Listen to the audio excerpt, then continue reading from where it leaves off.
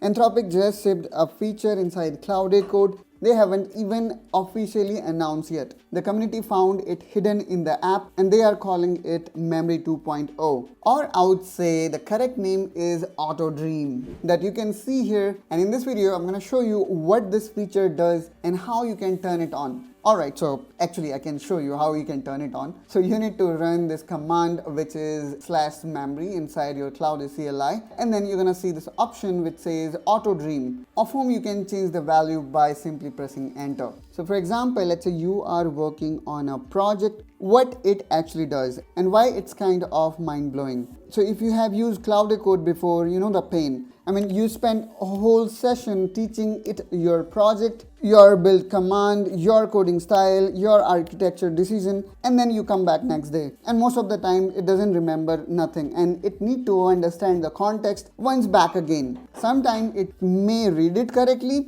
but if the project is complicated enough, then in that case, everything is kind of messed up. This is where this new option AutoDream come into picture. It runs a background sub-agent that periodically review all your memory files, consolidate what is still relevant, and purge the old junk. It also reorganizes everything so that your next session start clean and sharp. And here's the wild part. The actual system prompt inside Claude Code read, "You are performing a dream," and Anthropic named this particular feature as human REM sleep, where it kind of reconcile its memory just like humans did when they sleep. So this particular feature not only saves your time, but also saves a lot of token that again kind of spend in making Claude understand the context. So in a way, this particular feature is game changer, and some people calling is Memory 2.0, which in a way it is, but Claude call it AutoDream. And if you anytime want to run this AutoDream by yourself, then in that case you can simply type